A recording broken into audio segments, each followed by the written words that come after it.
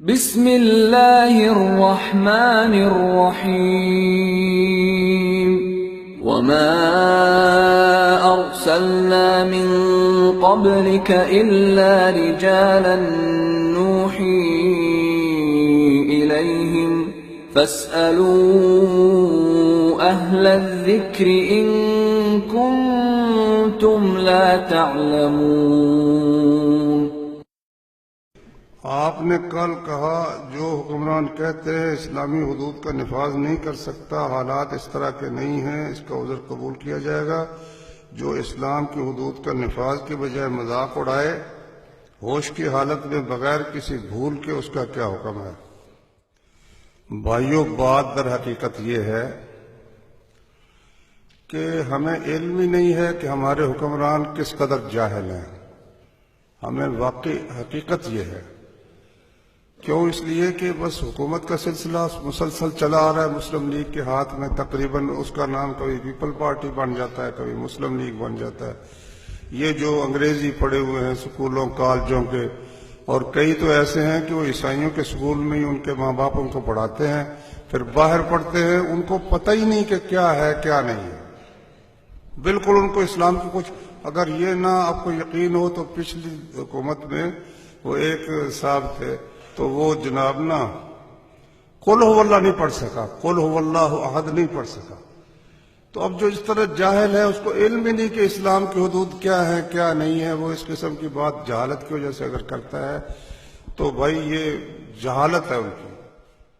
تو اس لیے حق تو یہ تھا کہ بجائے اس کے کہ ہم لڑنے مرنے پر آمادہ ہوتے، ان کے قریب ہو کر ان کو سمجھانے کی کوشش کرتے، نصیحت کرتے، اس طرح کافر کہہ کر اور ایک دوسرے کو قتل کرنے کے ساتھ اس طرح تو اسلام نافذ نہیں ہو سکتا، سوال پیدا نہیں ہوتا۔ اس لیے ان بھائیوں کا یہ طریقہ درست نہیں ہے۔ قیامت کے دن سب سے پہلے حساب ہوگا یا پل صراط سے گزرا جائے گا؟ پہلے حساب ہوگا بھائی، حساب ہوگا۔ حساب کے بعد پھر وہ ان کو حکم ہوگا بھائی چلو اب، تو چلیں گے نا تو اس سب کو اس پل پر سے گزرنا ہوگا۔ تو کچھ لوگ تو بجلی کی تیزی سے گزر جائیں گے، اور کچھ لوگ جو ہیں وہ تیز آندھی کی طرح گزر جائیں گے، کچھ جو ہے تیز گھوڑوں کی طرح، کچھ پیدل، کوئی زخمی ہو کرنا اس صراط کے اوپر۔ وہ آنکڑے ہیں، کنڈے ہیں، وہ ادھر اس کو پکڑے گا، کوئی ادھر پکڑے گا، کوئی تو زخمی ہو کر نکل جائیں گے، کچھ جہنم میں گر پڑیں گے۔ تو وہ آخری مرحلہ ہے، اس کے بعد جو ہے نا وہاں سے آگے نکل جائیں گے جنتی۔ پھر راستے میں ایک پل ہوگا، وہاں ان کو پھر روک لیا جائے گا، صحیح بخاری میں، جنتیوں کو۔ وہاں پھر جو ان کے آپس میں ہوں گے نا ان مسلمانوں کے جنتیوں کے جھگڑے، وہاں وہ ایک دوسرے سے ان کا بدلہ دلا کرنا، جب صاف ستھرے ہو جائیں گے پھر ان کو جنت میں جانے کا اذن مل جائے گا۔ کیا نماز جنازہ میں ایک طرف سلام پھیرنا ہی کافی ہے یا دونوں طرف؟ ایک طرف سلام پھیرنے کی حدیث صحیح ہے، اس لیے سعودی عرب میں تو وہ ایک طرف ہی سلام پھیرتے ہیں۔ تو نماز میں دو طرف سلام پھیرنے کی حدیثیں عام جو ہے ان کے عموم کے لحاظ سے دونوں طرف سلام پھیرنا بھی انشاءاللہ ٹھیک ہے۔ کیا انسان اپنی محنت، کوشش اور اپنی تدبیر سے اپنی تقدیر کا لکھا بدل سکتا ہے؟ اللہ کے بندو، اپنی محنت کوشش جو کرے گا وہ بھی تقدیر میں لکھی ہوئی ہے۔ جو کچھ بھی انسان نے کرنا ہے نا وہ لکھا ہوا ہے، تو تقدیر کیسے بدل سکتا ہے؟ تقدیر تمہیں تو ہے ہی وہی جو اس نے کرنا ہے، دوسری بات تو تقدیر میں لکھی ہوئی نہیں۔ جو کچھ اس نے کرنا ہے وہ اللہ کو پہلے ہی معلوم ہے، تو اس لیے ہمیں تو معلوم نہیں نا کہ ہماری تقدیر میں کیا لکھا ہے، ہمیں تو کوشش کرنی چاہیے۔ اب یہ کئی لوگ کہتے ہیں جی جہنم میں جانا تو جہنم میں چلے جائیں گے، جنت میں جانا ہے تو جنت میں چلے جائیں گے، عمل کی کیا ضرورت ہے؟ اچھا، تو اللہ تعالیٰ نے جس طرح جنت اور جہنم لکھ دی ہے نا، اسی طرح رزق بھی لکھ دیا ہے کہ فلاں کو اتنا رزق ملے گا، فلاں کو اتنا رزق ملے گا۔ تو جب اس نے رزق لکھ دیا ہے تو پھر گھر بیٹھے رہو، صبح صبح کیوں دوڑتے ہوئے جاتے ہو جناب علی؟ کوئی دفتر کو جا رہا ہے، کوئی سکول میں جا رہا ہے، کوئی کارخانے میں جا رہا ہے، کوئی اپنے کھیت پہ جا رہا ہے، کوئی کیوں بھاگتے پھرتے ہو؟ رزق کے متعلق تم تقدیر کو کبھی نہیں مانتے کہ تقدیر میں لکھا ہوا ہے کہ رزق جتنا ملنا ہے مل جائے گا. صرف اللہ کے احکام تسلیم کرنے میں ہی تقدیر ساری. کسے خبر کیا ہے؟ اقبال کہتا ہے کسے خبر کیا ہے نام اس کا، خدا فریبی کہ خود فریبی، عمل سے فارغ ہوا مسلمان بنا کے تقدیر کا بہانہ. تقدیر کا بہانہ بنا کر نماز بھی گئی، روزہ بھی گیا، لیکن وہ جو دنیا کی محنت ہے اس کو نہیں چھوڑتے. اگر کسی کی مغرب کی نماز رہ جاتی ہے، اس کو عشاء کے وقت یاد آتی ہے جبکہ عشاء کی اذان بھی ہو چکی ہے، تو وہ کیا کرے؟ اذان ہو چکی ہے تو پہلے مغرب پڑھ لینا اور اس کے بعد عشاء کے ساتھ مل جائے. لیکن اگر یہ سوال یوں ہے کہ جماعت کھڑی ہو گئی عشاء کی، پھر کیا کرے؟ تو مجھے تو یہی سمجھ آئی ہے انشاءاللہ کہ عشاء کے ساتھ عشاء کی پڑھ لے اور مغرب کی اس کے بعد پڑھ لے. ٹھیک ہے، نماز کی ترتیب یہ سنت سے ثابت ہے، لیکن حکم اس کا واضح طور پر نہیں ہے، اس لیے اس کو واجب نہیں کہہ سکتے. سنت ہے، مستحب ہے، لیکن یہاں چونکہ مشکل ہے اس لیے عشاء کے ساتھ عشاء پڑھ لے، مغرب بعد میں پڑھ لے. چڑیا اور کوئی پرندہ رات کو شکار کرنا جائز ہے؟ اگر سوئے ہو تو حدیث کی روشنی میں بتا دیں. اللہ وحدہ لا شریک نے قرآن مجید میں فرمایا هو الذی خلق لکم ما فی الارض جمیعا، زمین میں جو کچھ ہے سب اللہ نے انسان کے لیے پیدا کیا ہے.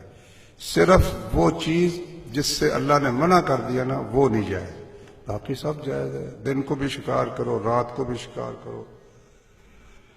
کچھوا پانی میں رہتا ہے، پانی کے بغیر زندہ بھی رہ سکتا ہے، جو کہ اس کے حرام ہونے کی نشانی ہے. تو اس کے حلال ہونے کی دلیل کیا ہے؟ دیکھو بھائی، یہ جو آپ نے کہا جو جانور خشکی میں بھی زندہ رہ سکے، پانی میں بھی زندہ رہ سکے، وہ حرام ہے، یہ تو بات ہی فضول ہے.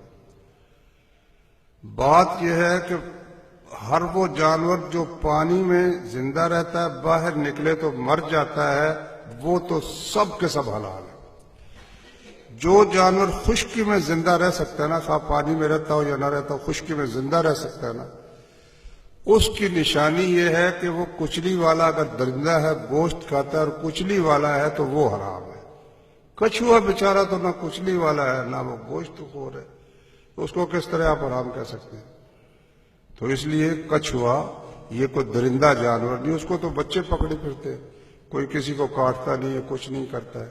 درندہ پکڑ کر دیکھو گا، بلی کو ذرا ہاتھ لگاؤ، کتے کو ہاتھ لگا کر دیکھو، یہ درندے. اگر ایک چیز 20 روپے کی ہے تو کوئی آدمی 25 روپے کی دیتا ہے تو یہ جائز ہے؟ بھئی یہ دونوں جو فریق ہیں، بیچنے والا اور خریدنے والا، ان کی طلب پر موقوف ہے. بعض اوقات ایک چیز 20 روپے کی ہے، ادھر گھر جانا ہے بیچنے والے نے، وہ کہتا ہے لے جاؤ 5 روپے کی لے جاؤ، ٹھیک ہے، وہ 5 روپے کی دے دیتا ہے، جائز ہے، کوئی حرج نہیں. 20 روپے کی اس نے 5 روپے کی دے دی. اچھا ایک آدمی گھر جا رہا ہے، شام ہو گئی ہے، وہ 20 روپے کی چیز ہے، وہ کہتا ہے میں نے تو دینی 25 کی. وہ کہتا ہے چل لے آ یار 25 کی دے دے.